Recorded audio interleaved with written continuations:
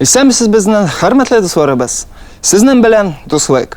У нас в гостях общественный деятель, организатор татарских вечеринок, концертов, человек с активной жизненной позицией Румиль Шарипов. Я Азат Амиров. Давайте начнем наш разговор.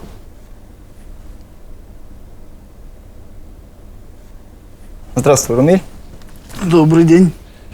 Первый вопрос, я думаю, который интересует всех, так как тебя знают как организатора татарских вечеринок.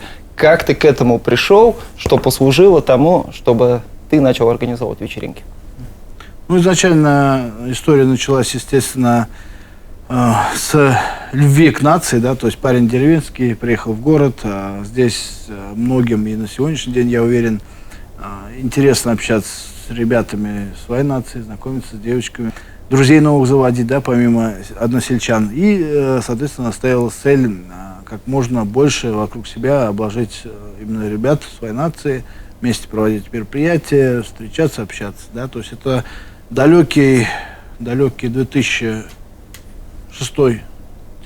года, да, соответственно, когда познакомились на празднике Сэмбэля, ДК металлургов тогда проходил активно, ну и, соответственно, нас с братом пригласили туда.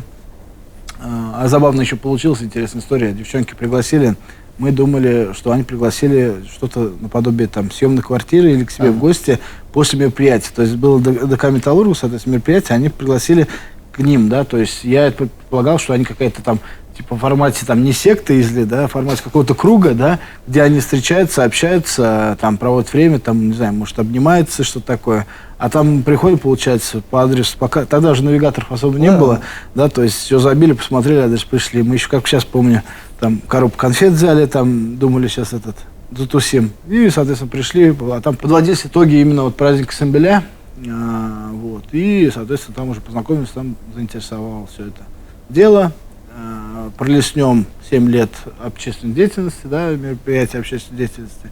И вот где-то на 7-й год при ребятах, да, то есть кто был в организации, возникла идея проводить мероприятия, да, то есть вечеринки. До нас это, то есть это было не новшество, это уже до нас проводились, были и конкуренты на то время, соответственно. Ну и получилось так, что с ребятами проявили активность и начали проводить мероприятия.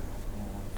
И спустя энное количество времени, совмещая именно общественную деятельность, получается, и на коммерческой основе мы делали мероприятия. А вот касаемо, если кто-то знает как DMC Румиль Абзы, кто-то меня, например, знает как ведущего, да, у кого я там делал мероприятия, хотя я себя не позиционирую ведущим. Я насмотрелся всяких ведущих, да, то есть и не обязательно татарских разных, да, то есть был и приглашенным гостем, и был и организовал мероприятия разного формата, причем бывало отвечать приходилось за областные мероприятия в виде сабантуев, да, то есть Наврозов, то есть ответственность ложилась. Ну и, соответственно, по течением времени и обстоятельств план перешел уже на коммерческой основе делать мероприятия. Это если кто-то думает, там, да, что это супер какой-то заработок, да, то есть это всем же кажется, обсуждая на диване, да, соответственно, это легко сделать, это классный заработок, ничего, сиди не плюй. Забегу вперед, скажу, у кого есть желание, да, сейчас готов пригласить и посодействую на безвозмездной основе в организации, да, кто будет нормально, качественно этим заниматься. Ну и, соответственно, какой-то период это действительно, да, был какой-то заработок, а потом уже, соответственно, семья, свои дела, более серьезные дела, соответственно, и уже осталось как хобби, да, то есть поэтому тоже, возможно, поэтому, помимо пандемии и остальных историй, скажу так, что, наверное, то, что это перешло в хобби, более реже стали делать мероприятия. Ну и плюс, наверное, возможно, поколение, да, то есть смена поколения идет, все-таки молодежи, то, что интересно молодежи после нас, они как бы больше, ну, меняются вкусы, наверняка, да, потому что мы, пусть не старики, а называют термин сегодня тоже на мероприятии, у друга сказал, престарелая молодежь, да, то есть мы престарелая молодежь, то есть этот возраст, когда уже наши вкусы уже остались позади, а молодежь что-то новое воспринимает. Вот, поэтому для кого-то Румиль Абзы, для кого-то DMC Румиль Абзы, для кого-то ведущий, для кого-то и чувак.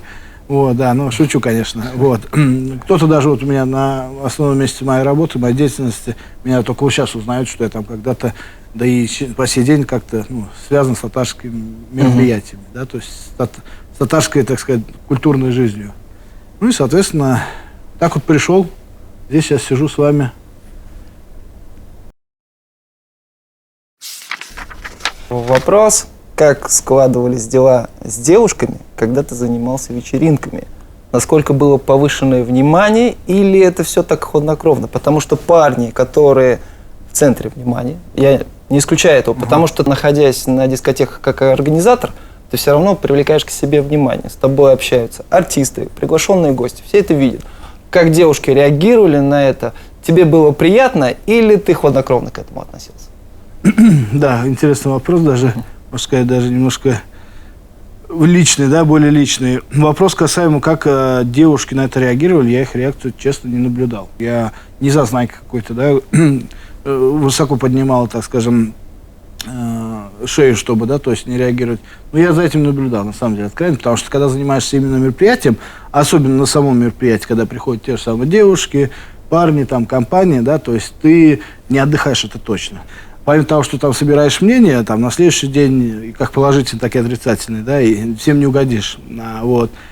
И получается у тебя сам процесс, он получается, особенно в начале этих мероприятий, то есть получается напряженно, да, то есть напряги, то есть именно в организации, ну, сами понимаете, да, то есть там начиная от вопросов охраны, заканчивая обслуживание, то есть, тем не менее, несмотря на то, что есть администратор заведения, все равно это все ложится на плечи организатора. Потому что отзыв, потому что, ну, потом все равно да, тебе да. скажут, ты ответственный перед всё. Кто бы за что, за какой стакан не отвечал, все равно те вопросы будут. И, соответственно, так, как таковой, я там, внимание девушек, да, было внимание девушек, обращали внимание, но чтобы там, какая у них реакция какая, я не собирался, серьезно. Серьезно, не до этого было, потому что, может, какая-то, не знаю, цель заработка была, в первую очередь, да, чтобы остальное, так сказать, не отвлекать, вот. Ну и, соответственно, скажу, из плюсов это именно сфера, что занимался, соответственно, общественной деятельностью. Здесь будем включать и вечеринки, да, и все сабантуи, и встречи, и круглые столы, и выезды, да, в Казань, и в остальные регионы. Скажу так, огромный плюс был, ну, то есть вследствие всей деятельности, получается, именно вот большое количество круг знакомств, да, то есть это и среди больших дяденек, среди молодежи, да, своих ровесников. С младшими не так активно общаюсь, вот. И там же, конечно, соответственно, и женский пол, да, который, в принципе, тоже имел отношение и проявлял интерес к общественной деятельности.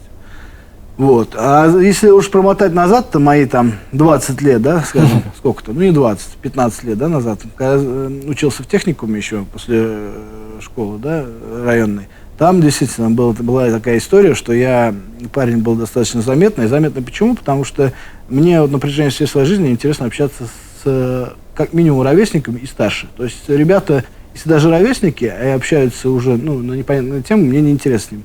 Со старшим, да, то есть кому сейчас 40-50 лет, у них перенимать опыт. И я, соответственно, когда я поступил на первом курсе, я уже общался с третьекурсниками, потому что мне с ровесниками, с параллельной группой неинтересно было общаться. Ну, были скучно, группы, да, скучно было, у них непонятно разговор. Я общался с более старшими, и, соответственно, тем самым я привлекал, наверное, внимание девушек. И когда я в компании взрослых парней, ну, просто вот так вот представим, да, образно, взрослые парни, да, все уже такие, там как раз многие, кто еще начинал бриться, да, еще с мохом, да, еще ходил такой, вот, соответственно, а я то из этой категории, но я общаюсь с старшим, да, то есть общаюсь там на перерыв, после учебы, да, то есть какие-то беседы, и вот это, наверное, девушек привлекало, что я был, они смотрели все на ребят постарше, да, среди них такой более, назовем так, пусть ребят не обижаются, более сочный, да, помоложе был я, который, в принципе, умственно также общался с ними на их уровне, да, то есть их тема было интересно. Тогда Sony RSNK 300 еще выходили там, да, вот это, вот. Но я этим не увлечен был, более другими делами. Как раз тогда заработок начался. И вот тогда да, было внимание девушек, но тогда я общественной деятельностью татарской не занимался, вот именно в школе и в вузе. Вот, кстати, наши общие знакомые тоже подтвердить это, что и в институте, будучи занимаясь спортом, да, то есть было внимание со стороны девушек. И плюс, самый огромный плюс, скажу, в этой деятельности, вот даже если пусть будет кому-то примером, то есть, да, на моем примере, да, так сказать, каким-то примером, чтобы было, например, сколько я слова пример, да? Например, в примере.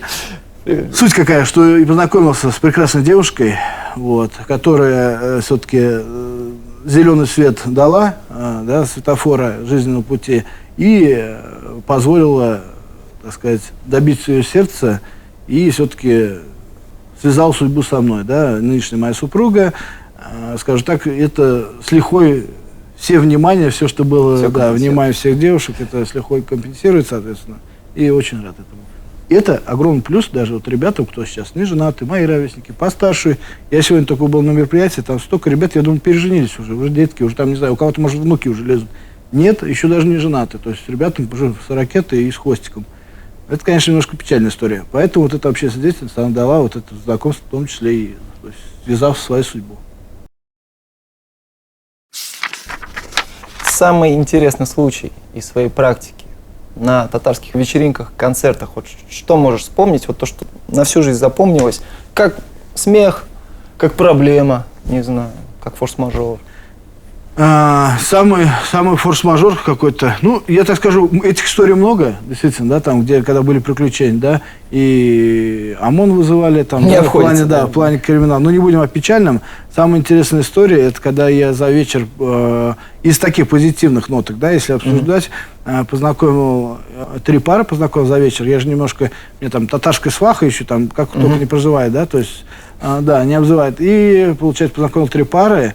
И ровно через год одна пара пригласила меня на свадьбу, и, собственно, из этих 3 пар все пары до сегодняшний день, ну, то есть, эти пригласили через год на свадьбу, остальные женились, не пригласили, походу, совесть где-то потеряли, вот, вот, то есть, все 3 пары, они женились, вот я интересную такую статистику сделал, и, соответственно, то есть, на вечеринке реально пришли, познакомились, ну, и там немножко было спланировано, конечно, все греха таить, вот, и, соответственно, они связали судьбу друг с другом. Вот 3 пары. Причем ни одна из них не рассталась, все, так сказать, живут счастливо. Да, это из позитивных ноток. Из непозитивных ноток это еще далекие вечеринки МТЛ-арена, которые я успел еще и застать, и организовывать. Это некоторые потасовки, которые были, да, то есть потом мы искоренили, конечно, это дело, потому что многих не впускали, перестали впускать, ну, видно, потому что персона нон-грата у нас список тоже есть. Мой помощник хорошо тоже работал активно, содействовал в, так сказать, предохранении от конфликтной ситуации на вечеринках, так назовем, да, то есть такой термин придумал, да, смешно? Клево, надо записать. Ну, да, и, соответственно, посодействовал активно в этом фильтре, и после этого, естественно, вечеринок не было. А так были, конечно, приключения, и ОМОН вызывали, 12 на 15, и деревенские пытались, кстати, вот что, я сам парень деревенский, но воспитание позволяет не устраивать какие-то стрелки, потасовки, выяснения отношений на мероприятии, то есть где там собираются люди отдыхать. Вот такое было пресечено тоже несколько раз. Вот. Ну, это уже, углубляться в это не будем, соответственно. Вот. Ну и самое забавное, кстати, самая забавная была история, это, получается, 2 взрослых мужчины, им тогда 4-й десяток точно был, оба огромные, один прям толстенький, крупный такой, он как раз сотрудником полиции или кем-то там был, ну что, в структурах, а второй такой высокий, ну такой спортивный парень. Ну они, соответственно, там подрались в фойе. Это так забавно было, наблюдать 2 Халка, и рядом никто не может их разнять. Ну это можно вырезать. Это несколько негативных Самая интересная история, на самом деле. А так, да, интересных историй полно. Были сюрпризы. Кстати, вот забавно, не забавно даже, а очень приятная история была. Вот рядом со мной есть в организации мероприятий некоторые ребята, не будем называть их спонсорами, но ребят, которые меня морально, иной раз даже финансово поддерживали, да, и сейчас, я знаю, они готовы поддерживать, даже не обращаясь к ним, да, то есть, ну, там, так сказать, когда еще делаю мероприятия, они делали сюрпризы мне. То есть это первые сюрпризы были, вот, например, просто вот вечеринка обычно, да, планируется с Сабантуй, а он захотел украсить. И в этот день, например, приезжает артист там, в Самару или на банкет куда-то, ну, где он, естественно, будет, или на Сабантуй, например, дневной, а он вечером приглашает артиста ко мне. Да, то есть ко мне это имидж, это классно. Серьезно, да, одна из историй была, это вот Ленар Софиев, соответственно, он пригласил его, то есть человек отдохнул, с гостиницы забрали, привезли, и все татары, ну, удивились, что Ленар Софиев, хотя на афише он не был размещен, приехал на вечеринку, и он спел там несколько песен. То есть это очень приятное, так сказать, приятные такие, можно сказать, воспоминания. Я думаю, воспоминания не закончатся, и, соответственно, такие моменты позитивные есть. Благодаря твоей работе очень много создано татарских семей. Я знаю непосредственно конкретные примеры. Я не знаю, конечно, ты знаком с этими парами или нет, но они как сказали? Вот если бы этой вечеринки не было, возможно, судьба нас не смогла связать. Ты испытываешь чувство гордости, наверное, или вот что-то такое у тебя внутри бывает? Чувство того, что я еще могу сделать многое для этого, да, то есть, да, наверное, даже какой-то незавершенный, да, незавершенный процесс чувствую, да, то есть, а такое, чтобы гордость, что я познакомил пары, с меня это, как говорится, говорят же, это денег не стоило, да, денег не убыло, а сделал доброе дело, да, на том, что, как говорится, можешь. Почему бы и нет? Почему бы нет? То есть, и мне предлагали, говорю, знакомство там, на коммерческой основе, там, каких-то там клубов знакомств. Но я считаю, что это не то. Это не то, чем я должен заниматься. Это первый момент. Второй, касаемо именно знакомств на мероприятиях, я скажу так. Да, то есть, это пусть кто-то подумает, это пропаганда какая-то, да, то есть, реклама. Ни в коем случае. Все приходят с разной целью на вечеринку. Да. Кто-то приходит там увидеться с земляками, кто-то приходит там громко послушать татарскую музыку, потому что час ночи тебе никакой сосед не даст, да, послушать. Кто-то познакомится с девочкой, кто-то познакомится с мальчиком, кто-то что ж там скрывать, да, кто-то прийти там чуть-чуть вмазать и, соответственно, провести время. Здесь можно на ютубе говорить, да, что? Или татар не пьет все-таки? Мы говорим о том, что есть. Да. Я сейчас немножко предисловие сделаю по этому поводу. Соответственно, все приходят с разной целью, и те, которые говорят, что, например, приходят там, ой, там что-то драки какие-то, да, еще, знаешь, хотя они уже там 5-7 лет не ходили на вечеринки, они какую-то там потасовку МТЛ-арены, когда еще МТЛовские времена были, что-то увидели, и они до сих пор об этом дискутируют, да, то есть, диванные эксперты, хотя они пришли там и не спросили отзыв, и в итоге получается, что какие-то там негативные нотки из контекста вытаскивают, да, соответственно. Тем не менее, те, кто посещает мероприятия, они знают, что они пришли с целью познакомиться, например, да, девочки с мальчиками, мальчики с девочками. Это все, когда в рамках адекватного, да, то есть это все происходит, и много, что ты знаешь, что я знаю, что мы с тобой не знаем, и это очень много пар образовалось, потому что я читал, да, я в комментарии, в Инстаграме себя читал, и так писали, да, то есть, что пары знакомились, хотя я их, в принципе, не знаю, да, и это имеет место быть. Тут что уже заложено в человеке и с какой целью он приходит на вечеринку. Да, то есть, да. Кто-то приходит, у меня вот поражает немножко, это может призыв какой-то, да, обращение к парням.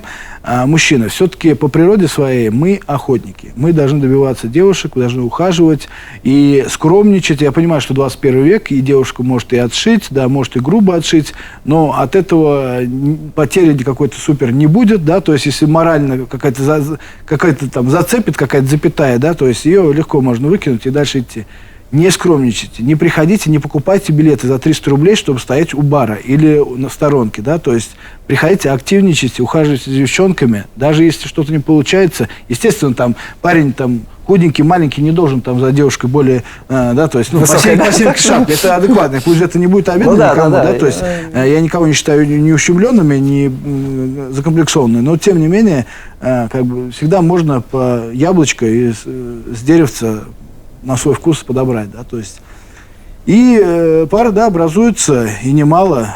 Есть до сих пор, которые еще ищут, но здесь уже, мне кажется, дело человека лично каждого, потому что кто-то создает себе иллюзии, да, определенного человека, и в связи с этим до сих пор, наверное, не может найти, посещая даже мои вечеринки.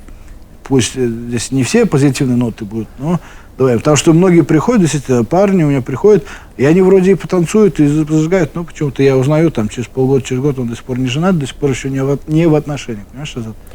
Поэтому, ну, это уже дело уже... Ему нужно задавать вопрос надо самому себе. Ну, да, самому себе, да, тут я за ручку, сам знаешь, свечку держать тоже не получится ни у кого, поэтому именно все, что, как говорится, на тарелке преподнесено, оно вот оно есть.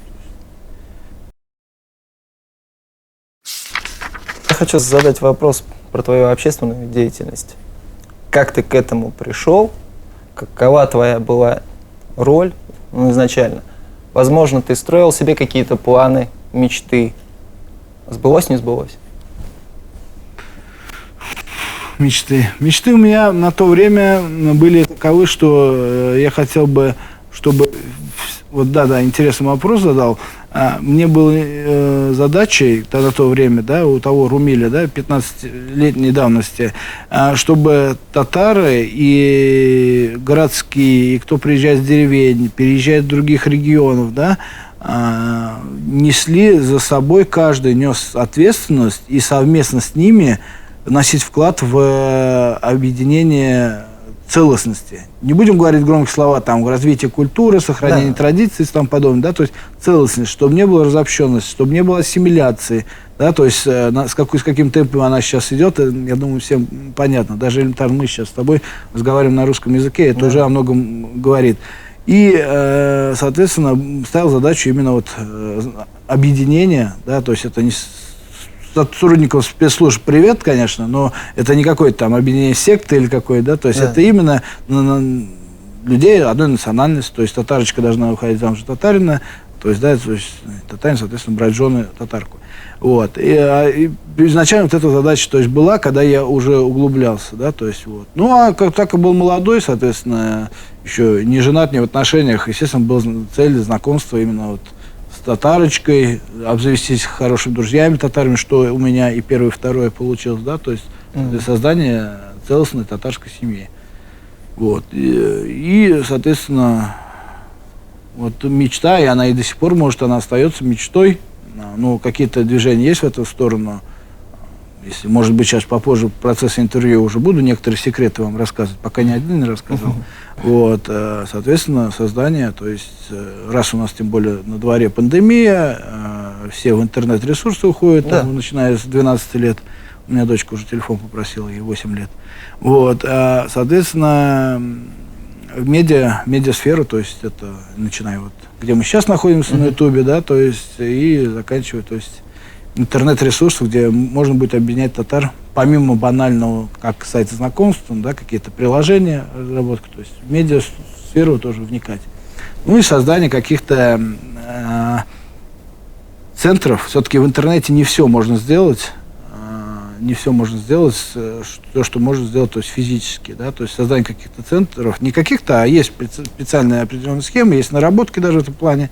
Кстати, если желающие не то, что даже инвесторы, а большие дяденьки с возможностью, так сказать, сделать рывок, да, то есть рывок этого достаточно будет, если есть желающие, мы обязательно готов к диалогу в этом плане, да, то есть это создание центров, потому что у нас в Самаре, даже у нас в Самаре, если взять самарский татар, у нас как такового центра, так сказать, не просто там центр при Дом дружбы народов в формате там общественной организации, то есть Дуслойк или там Тугантел, а в формате, то есть центра объединенного, то есть там начиная от коммерческого направления, заканчивая, то есть общественной деятельностью. Чтобы такой центр имел быть, да, то есть тоже одной из моих мечт является. Да, то есть, несмотря на то, что я ушел в семью, занимаюсь семьей, там вечеринки пока оставляю за собой, потому что, ну, скажу так, если, возможно, дальше уже будет этот вопрос, про преемников, да, вечеринок, может, у тебя там накопилось. Но заранее забегу, скажу, пока кандидата даже на это нет, поэтому оставляю за собой. Ну, кандидат не франшиза, не дай бог. Чтобы, да, то есть ты скажешь, что там франшиза, что там, я там за это деньги еще плачу. Нет, просто человек, который нормально, с головой толково и с энтузиазмом этим занимался. Таких ребят нет, были у меня уже попытки, несколько попыток. И, соответственно, вот мечта также, чтобы продолжалась хотя бы хоть какая-то зернышко оставалось в поле для прорастания, то есть новых ребят, которые будут, пусть не тот какой-то там супер путь, да, который мы прошли, но как минимум путь, который прошли ты тоже общественной деятельностью занимался, да, то есть не один год отдал этому, чтобы этот путь как минимум должен был, ну, пройден человеком, да, чтобы и старались они сохранять, как минимум сохранять то, что есть. До 2011 года в Самаре при Доме дружбы народов было единое молодежное движение всех татар практически. Это была единая группа. В 2011 году произошло жесткое разделение. Соответственно, после этого ты стал руководителем молодежного крыла от одной организации, остальные, кто-то рассыпался, кто-то создал свое. Что послужило к такому действию? Из чего вдруг целое движение татарская. разделилась? Скажу так, если я сейчас начну откровенно отвечать на вопрос, нам могут не позволить заливать это видео. Ага, хорошо. Вот. Я отвечу. Я отвечу, за что молчать. Это, тем более контент должен быть интересным. Скажу так. Я вот как раз ты год напомнил, я потому что не мог припомнить год. Ну, как раз 10-11 Да. этих времена, да. То есть, я так скажу, не буду это обобщенно как-то, да, говорить. Два товарища, которые якобы, как мы предполагали, в свое время не ладили между собой. Одного из них вы очень хорошо знаете, да? И они наверняка это будут смотреть, оба эти товарища. Это большие дяденьки, сделавшие бизнес. У них какие-то там происходили игры, я предполагаю, да, игры. И, соответственно, на этом фоне я никого не ставлю сейчас, ни их виноватым, ни себя, никого там третьих лиц, да, в этом, по той причине, что там произошло, да, то есть многие в этой теме знают. Игры какие-то играли, и, получается, за счет этих игр это зацепило именно молодежь. Да, то есть мы были руками, получается, чьими-то, и, соответственно, начали раздавать флаги. Да, то есть ребята начали раздавать флаги, ты под каким флагом, как ты хочешь и тому подобное. Да, то есть были сговоры. Мне, кстати, сговоры, на дворе трава. Мне, знаете, что обидно в этой ситуации, что в этих сговорах участвовали большие взрослые дяденьки, аксакалы. Не дяденьки, вот про которых я вначале сказал, а аксакалы, которые провоцировали молодежь и подговаривали. Это вот сейчас, по тем обстоятельствам, это я понимаю. Ну, я уже начал понимать это через 3-4 года после того, как все это произошло. И скажу так, то есть они в этом участвовали, ну, я так понял, наверное, может, какое-то финансирование их было, там, на пенсию доплаты. Это я не знаю, за это не буду утверждать. Но в итоге выяснилось что, походу, это действительно были просто игры. У меня есть один товарищ, с которым мы эту ситуацию очень плотно разбирали, да, как что там произошло, потому что с многими ребятами из того крыла мы и общались, и по сей день общаемся плотно, да, то есть ничего там личного не было, да, чисто разные флаги, да, то есть, и получается, что мы пришли к тому, вот с товарищем, когда разбирались, что просто не думали своей головой в тот момент, потому что можно было просто все это послать, да, на 3 буквы, как у русских говорят, да, то есть все пошли на 3 буквы, соответственно, и включить голову. Ну, тогда были слишком молоды, чтобы это понимать с высоты, да, то есть эти истории, вот, там несколько людей действительно, даже имидж нескольких людей, так сказать, подшатнулся очень хорошо, да, то есть, и скажу так, что мне отчасти это жаль, что это все происходило. Тут не надо искать ни победителя, ни проигравшего. Да, то есть жаль, что это происходило именно.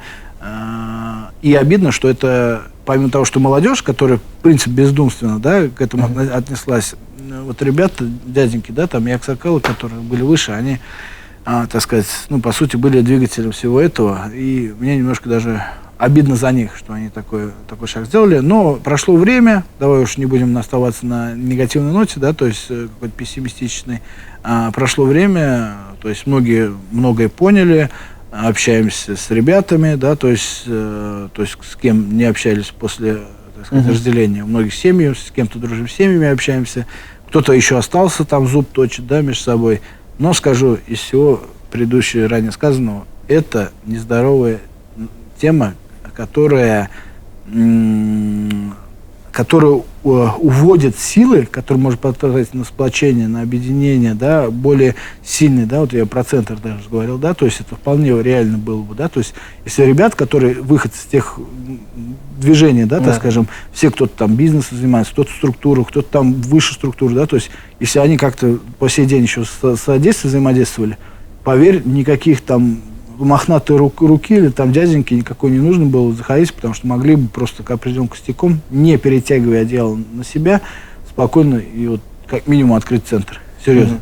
Вот на сегодняшний день я вот с ребятами много общаюсь, кто в бизнесе, у кого денежки, у кого-то власть, у кого-то там знакомства, да, то есть даже кто переехал в Москву, оттуда могут... Инструменты. Да, инструменты. И это спокойно можно было и по сей день сделать. Ну, вот так вот произошло. Действительно жаль. Потому что для татар, для татарской молодежи на то время и для поколения после нас, соответственно, это был большой вклад. То есть продолжение общественной деятельности в том костяке, который он был до 2011 года. Да, то есть, потому что там очень сильный был костяк, серьезно был сильный костяк. Вот. И, ну, что греха таить, там я как был один из кандидатов в руководителя этой молодежного направления. Да? То есть ребята тоже другие были. И я скажу сразу, я и по сей день, находясь то есть в бизнесе, да, я никогда со всеми всегда же говорю на равных, не ставлю медали, то есть, да, стараюсь держаться наравне, то есть и понимать, и много, так сказать, ставить себя в ситуацию человека. Поэтому медали нам не нужно, говорится, хлеб, чуть-чуть водички, ну и дай, что мне поработать, да, то есть, вот. Ну и это 11-й год, действительно, с ностальгией вспоминаю до 11-го года, да, вот эти времена, когда еще общались со всеми ребятами. Жаль, да. Время чуть-чуть уплыло, но не все потеряно. Больше жаль, знаешь, в чем жаль? Что, ладно, мы там, да, какие-то моменты где-то не подумали головой, где-то не проявили, так сказать, свое я, да, хотя была своя голова на плечах, ну, не так, может, активно работала. Самое, что жаль, что вот именно вот костяка определенного вот сейчас после нас нет. Да, это уже, наверное, другой вопрос, да, костяка после нас нет, потому что в связи с чем это более развернутый вопрос, если, например, задавать, почему я так думаю, почему нет костяка. Вот тут просто много факторов, и тут действительно с научной точки зрения, надо сказать, не просто там по философству, да, там, в теории, а именно с научной точки зрения надо подходить, что влияет на то или иное момент. То есть это работа с людьми, получается, понимаем? И когда с людьми работаешь, они действительно... Человек – это объект, который трудно изучаем. Да. То есть это и в бизнесе, и в общественной деятельности. Человеческий фактор самый важный. Хорошо. В 2019 году у тебя в сеть выходит видео, где ты, находясь в селе Старое Фейзулово Кошкинского района, очень твердо и относительно жестко рассказал о состоянии, в котором находилась школа ваша. Вот что тебя сподвигло на это? Я вот лично в этом всем увидел какой-то политический подтекст, и в связи с этим вопрос. Если бы тебе поступило либо предложение, либо намек пойти в политику от какой-то политической силы, ты бы сделал это? Так, ну, разберем по полочкам эти моменты. Первый момент... Давай, давай я еще раз. Извини, что перебил. Первый момент. Вот ты проучился в этой школе, я так понимаю, правильно? Да. Вот столько лет ты ездил, скорее всего, в это село, ты смотрел на эту ситуацию, а потом раз и накипело. Да, или как? Да, ну да, многие, кто-то скажет, конечно, что я тут пришел, там решил хайпануть и прорекламироваться тем, что я там злой, бегаю, прыгаю. Изначально скажу так, я злой. Злой на людей, которые допустили до этого. Я лично написал 2 заявления в прокуратуру по, так сказать, выяснению обстоятельств, что там происходило.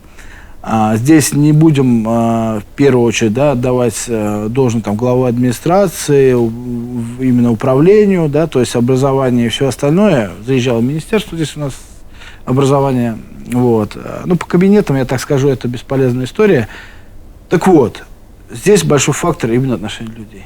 Отношения людей, потому что даже находясь без отопления, находясь в заросшем состоянии, стекла сами не ломаются, согласен? Да. То есть стены там по кирпичам не разбираются, да, то есть чермет он сам не вывозится, да, то есть это отношения людей, отношения отчасти и, так сказать, недобросовестных сельчан, в том числе не всех сельчан недобросовестны, есть такие, есть и семьями некоторые, вот, есть ребята, которые так же, как и я, переживают за эту историю. Честно, вот, Азат, я человек такой, меня лук может заставить плакать. Лук. Ну вот и то, знаешь, такой аулдан такой, знаешь, жесткий такой лук можно заставить плакать. А там я реально плакал. Без шуток говорю, я реально плакал, потому что вот это вот все, то, что я там видел, это тут, ты знаешь, что и вот бестолковость и безответственность. Да там все те термины, которые можно отнести с человеком, который у себя на столе дома может настать. Давай уж откровенно говоря, да. Запикаем. То есть, да. В плане того, что я приезжал, там это видел, не видел. Да, отчасти соглашусь, что я был занят своими делами и не придавал значения именно тому, что происходит в деревне. Но потом, когда уже начал, так сказать, может, это дело возраста, может, это дело просто какого-то пика. Как говорят же, кто-то там намаз начинает читать только тогда, когда там с возрастом приходит. Кто-то там с 18 лет, там, не знаю, кто-то с младенчества, ну, не с младенчества, с юного возраста начинает читать, да. То есть я вот к этому пришел, что действительно постарался взять контроль над, если в частности рассматриваем школу, да, то есть, скажу так, действительно там плотно была изучена вся проблема, плотно была изучена, заходил не раз в несколько кабинетов. На сегодняшний день там полный бардак, соответственно, толком ничего не изменилось, единственное, там посодействовали по скосу сорняка, да, то есть я и мой один товарищ. То есть мы сами посодействовали, ну, как посодействовали, конечно, скинулись и сделали это дело, вот, чтобы там не то, что сорняк, а там вот эти деревья растут кустарниковые, чтобы они вот эти начала уже было срезано, там где-то и лопаткой, они, соответственно, подкашивали эти все моменты. Но, скажу так, конечно, история там печальная, прокуратура не двигается, Министерство образования не двигается, никому ничего не надо. Но, естественно, есть один момент, может, это будет сейчас кому-то раскрытым моим секретом, да, но я это не держу секретом, я ищу инвестора, и на практике это есть и у нас в области, на практике района, данную территорию под, в общем, под выкуп, данную территорию под выкуп, под восстановление навряд ли, под выкуп и запуск производства, как минимум. Это рабочие места, у нас в селе это...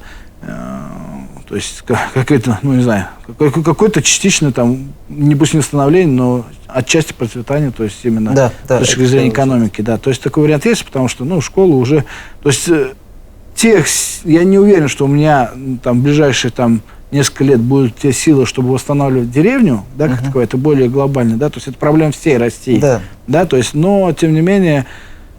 Считаю, хотя бы как-то остановить вот это, будет возможность в этом плане. То есть рассматривался вариант, даже и человек приезжал у меня, знакомый, который занимается выращиванием грибов, рассматривал подвал в качестве там, да, какого-то, то есть, ну, естественно, с разрешения министерства, да, то есть рассматривали подвал, чтобы на те деньги, которые он там заплатит, хоть пусть копейки, да, то есть за аренду подвала, он грибы, вешенки, да, то есть выращивает. Соответственно, это хватило хотя бы восстановить окна, не знаю, как-то запустить отопление, да, чтобы... Вот. А само здание, я понимаю, что мне сейчас многие скажут, что само здание, так как нет детей... Ну, вроде никто не учится. Нет детей, зачем это здание держать? Ну, я так скажу, ребят, ну не умеем сохранять, это пригодится, это всегда пригодится. Конечно. Почему наше поколение, многие, они и грабли достанут ржавые из сарая, а ты поедешь в Икею и будешь там за 500 рублей покупать новые грабли. Ржавые из сарая, стругает палочку, и вот тебе грабли готовы. А мы, ну, не можем новые создавать, но как минимум сохранить. Вот и вся эта задача. А остальное все это придумать, как что и сделать. Да, то есть, да, пожалуйста, от района какой-то там учебный центр, от ДОСАВ какой-нибудь там, какой-нибудь филиал, да, пожалуйста, что хочешь, можешь сделать. Ну, а, конечно, экономическая составляющая в том, что с деревни едут, это, конечно, большая проблема, это проблема уже всего государства. Касаемо политической партии, Азат, скажу так, было два предложения вступить в правящую партию, нынешнюю, да, правящую партию. Мое, не будем называть кредо, но там, или какое-то там, мое свободолюбие, да, скажу так, не позволило мне брать чей-то флаг в руки, да, то есть, и я по сей день, чем могу гордиться, да, то есть деньги, слава, там какие-то там движения, это одно. Я могу чем гордиться, что я свободный человек. Я свободный, а человек, то есть, который не должен никому в том, что чего-то достиг в этой жизни, что на каком-то этапе находишься, и ты не должен, и ты понимаешь, что ты, в принципе, свободный, да, то есть я не говорю там про материальные какие-то кредиты, ипотеки или что-то там подобное. Просто я никому не должен, на самом деле. И, соответственно, эти два предложения были отклонены в свое время. Сейчас мне, конечно, да, там пророчили и депутатское кресло, и помощник депутата. Один раз тонкий намек пробежался тоже по этому поводу. Но нет, спасибо, нет. Самовыдвиженцам, если я захочу в эту грязную рутину политику уходить, когда-то, может быть, не исключено уходить, но под флагом чем-то, не знаю, вряд ли. Но... Это даже тут даже кто-то скажет, там, если тебя деньгами завалят, супер какую-то должность дадут. Знаешь, ребят, голова есть, руки есть, воспитание родителей дали, пожалуйста, можешь и сам. И не заходя в политику. Кто-то уходит с политики в бизнес, кто-то с бизнеса в политику. То есть не исключено, но не под флагом. Не буду зарекаться, но под флагом чего-то нет, потому что я более свободолюбивый человек. А если берешь флаг в руки, то уже на тебя как минимум определенный объем ответственности, не ответственность даже, а, как сказать, ну, как сказать, спрос, да, как за бренд, что ли. Там, обязательства накладываются некие. Да, обязательно накладываются. Ты не рассматривал эту ситуацию под другим углом, то, что, вступая в какую-то политическую партию, тебе все инструменты, все возможности даются разом.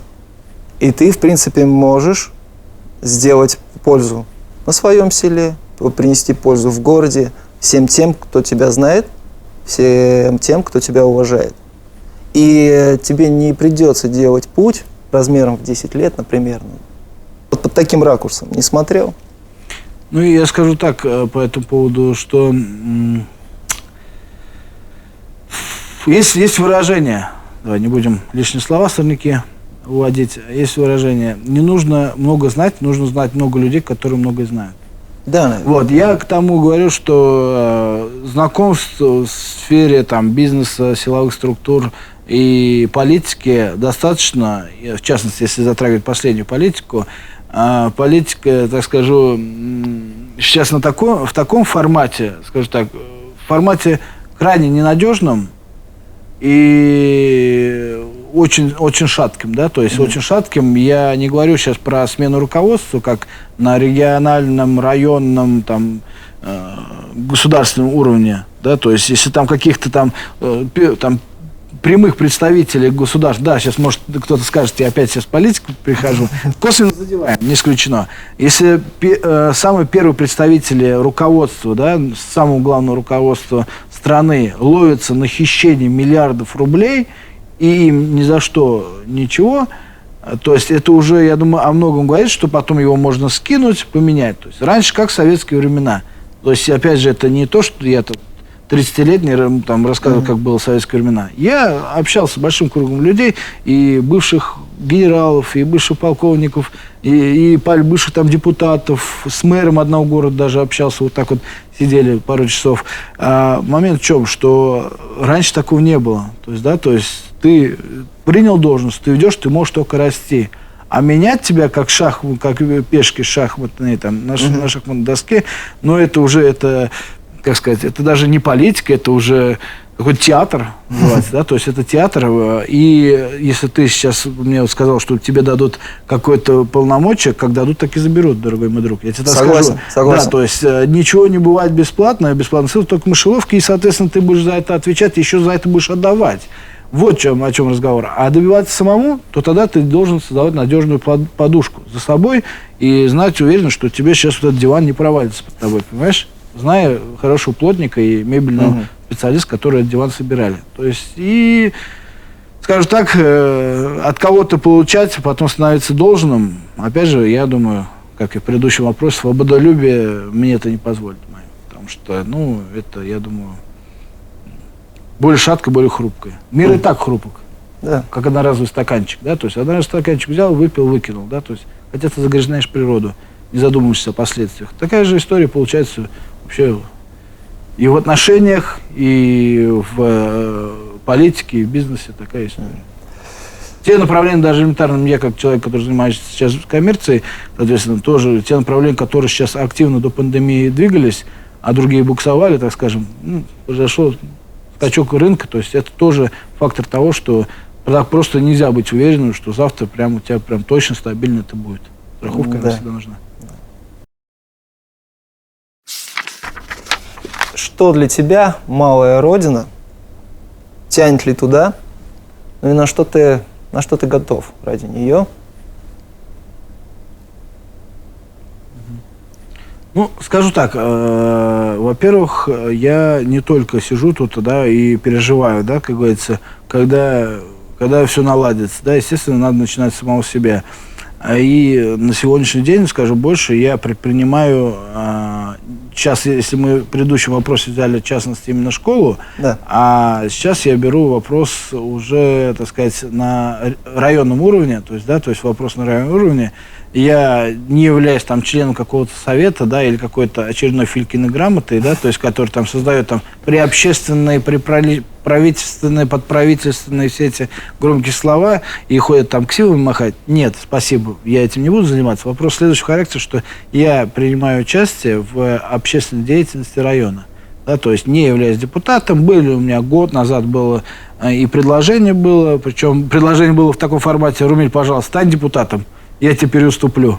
То есть, представьте, в таком формате. Я говорю, слушай, может, это я должен был подходить и тебя уговаривать, там, да, давай, может, я там проявлю себя в политике, а ты меня просишь депутатом. Ну, естественно, я там копнул и понял, что там та же самая банальщина, то есть те же самые там выборы, там, того же самого председателя, да, какого-то правления, она проходит в формате, кстати, вот не скрою, да, то есть это разговор идет о Кошкинском районе, село Старую Физулу, пусть административные ресурсы сильно не обижаются, но скажу прямо, то есть выборы председателя правления проходят, сейчас может какой-то компромат, да, то есть уже насыщен контент, скажу, в формате подними руку, то есть, да, приди, подними руку и уйди, да, то есть в таком формате я понял, что я там буду просто биться об стенку и, скорее всего, расшибу лоб, и, соответственно, туда не стал ссылаться. Но в целом по взаимодействию общественной деятельности это какое-то не облагораживание, как сказать,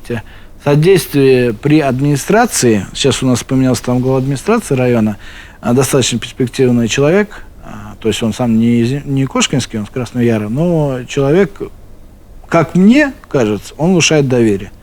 Мы с ним в хороших отношениях, самому главу администрации, заходил несколько раз в кабинет, и без записи заходил, он удивлялся, вот, так с термосом, с чайником заходил, вот, было все это дело, я к тому, что человек достаточно открытый и внушает доверие из всего того, почему, потому что, ну, ты, как заметил, это проявление неуважения, как говорю, не из всех тех глав администрации, кто был, из всего того мусора, я думаю, все поняли, да, который был у нас под руководством района, так скажу. Жестко. Да, это человек, который внушает доверие, и я думаю, что-то получится. Да, то есть, как взаимодействие, и касаемо в том числе моей малой родины. Да, то есть села, пусть это не будет там Румиль волшебником, который там все село поднял с колен на ноги, но как минимум сохранение и, возможно, какие-то действия с точки зрения привлечения какого-то процента земляков или даже родственников земляков к какой-либо, то есть в том числе там какой-то производственной, возможно, деятельности в селе. Да? То есть взаимодействие с райцентром, это, я думаю, повлияет на, то есть станет результатом какой-то, возможно, это, естественно, многолетней работы, но по улучшению состояния именно моего родного села. Каждый житель должен, каждый выходец села, неважно какого, моего села, другого села, он должен иметь за собой ответственность, да, то есть за село, за его будущее, и вносить какой-то вклад. Не просто в мечеть зайти и садака, да, занести, а какой-то вклад сделать, и как минимум, ну, знаешь, не мешать, и тут тоже пик сделайте, не говнись, да, то есть не говнись, почему, я сейчас скажу, плавно перехожу к одной истории. У нас есть выходец, достаточно обеспеченный человек, нефтяник в Татарстане, один из членов правления Таифа, да, то есть, соответственно, земляк, прям недалеко от моего дома, от родительского дома, да, соответственно, его там родственники. Ну, вот какая история была, что хотел один товарищ, одноклассник мамы, да, то есть он там, начальником управления сельского хозяйства был у нас в районе, на Катинавой. Он приглашал, соответственно, этого инвестора для запуска, ну, пусть не фабрики, но запуска птицефермы, да, то есть птицефермы со своим забоем, с переработкой по стандарту халяль, да, то есть планировалось, это было, я еще мелкий был, сколько, ну, лет 15 назад, наверное, было, да, то есть... Давно. Да, давно. так вот там что произошло, там действительно произошла диверсия, это я забежал вперед, человек приехал, достаточно серьезный человек, да, то есть перед ним даже, я как помню, там заборы красили возле этого, да, чтобы... Ну, действительно, он большой человек, то есть он на уровне губернаторов, да, то есть, как минимум, то есть, да, он может решать вопрос. И, получается, провели собрание, но собрание настолько некачественно подготовили, это, наверное, минус на то время главы администрации, настолько некачественно подготовили, что некоторые алкаши, есть категория таких алкашей, да, то есть и люди, которые, знаешь, вот есть люди, которые все считают, что им кто-то что-то должен. Да, бывает такое. Ты должен, да, то есть уже кто-то что-то должен.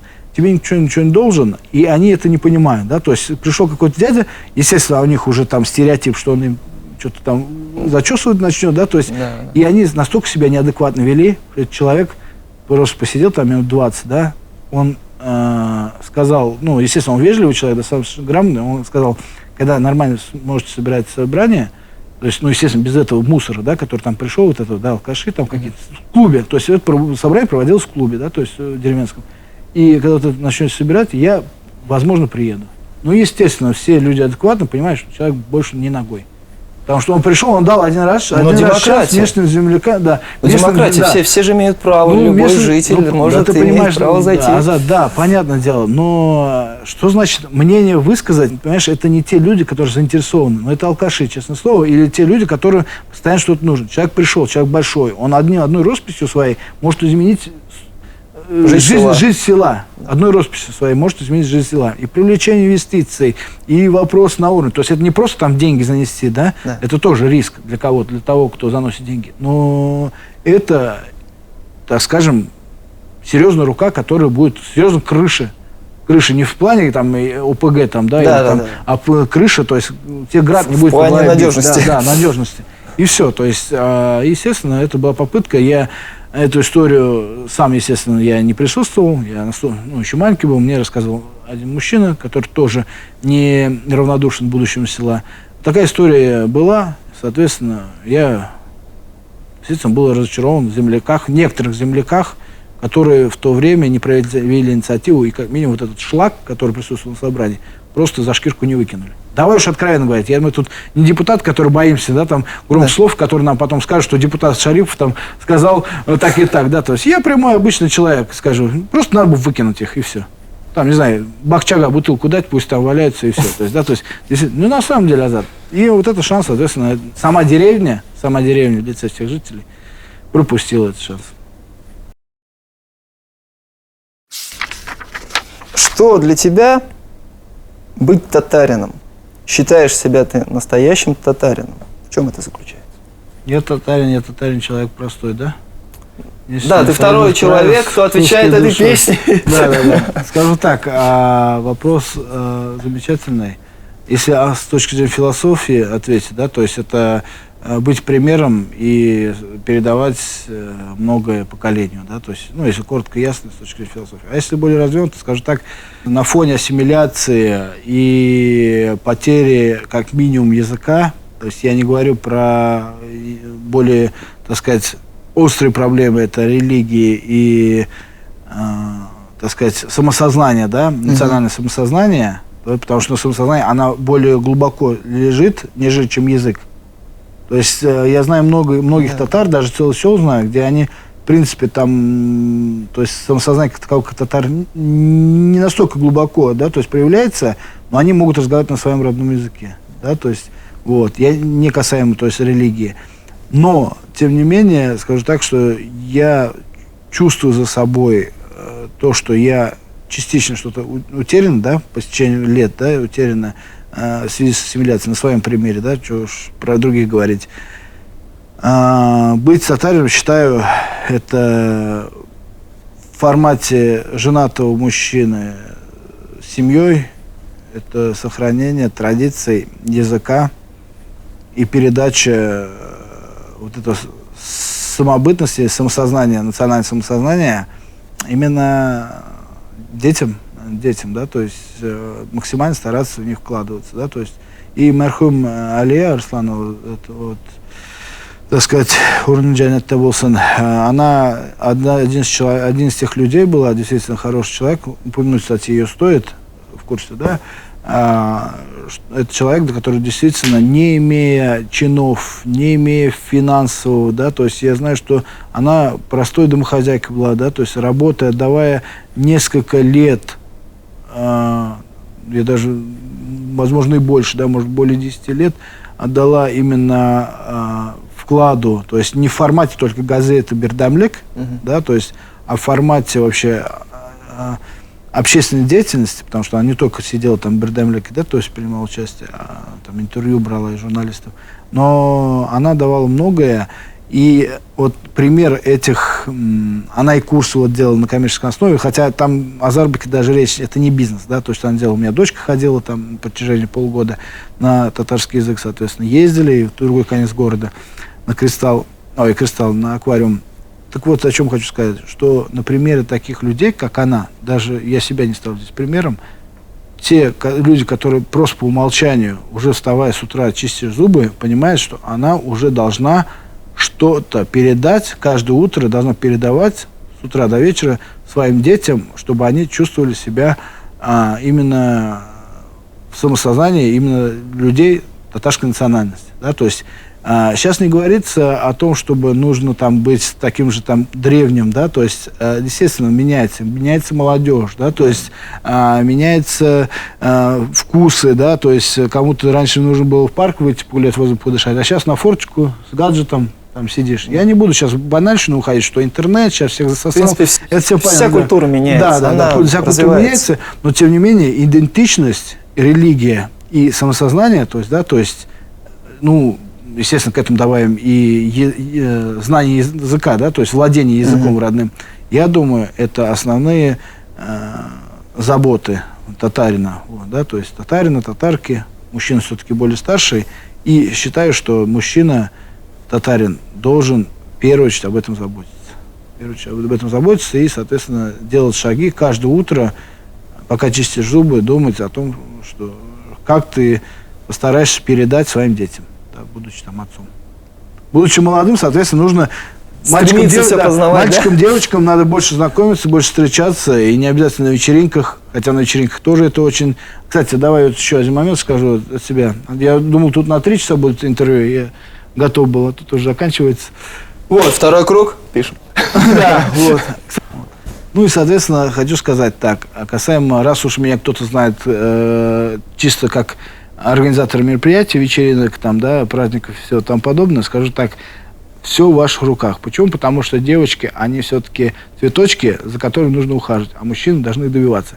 И посещение мероприятий, да, то есть это вечеринок и там, концертов каких-то, да, где действительно ребята могут как-то более раскрепощенно, более уверенно в себе, да, то есть подходить, встречаться, знакомиться, это не основной, так сказать, формат, да, то есть формат встречи. А основной формат встречи, это, я считаю, желание, то есть это изначально заложенное желание создать, сохранить татарскую, то есть создать татарскую семью, тем самым сохраняя, объединяя, улучшая именно вот эти все критерии, которые были ранее сказаны. То есть это язык, идентичность, то есть, да, ты должен осознавать, что ты татарин все-таки, да, то есть, и, соответственно, не буду так уж к исламу призывать, да, но как минимум уважение и соблюдение основных канонов, то есть своей религии.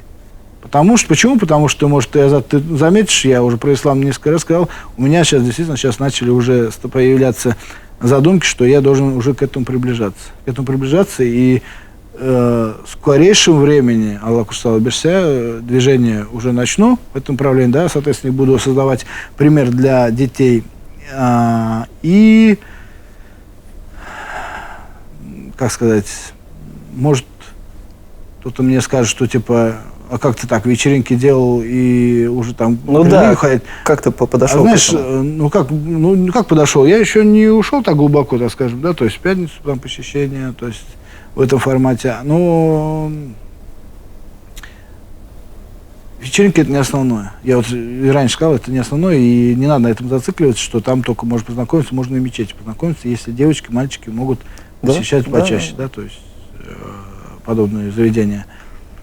Вот. И что хочу этим самым сказать, что нужно постараться, это сейчас опять же покажется банальным, я не готовился, естественно, к этой речи, постараюсь сейчас собрать слова,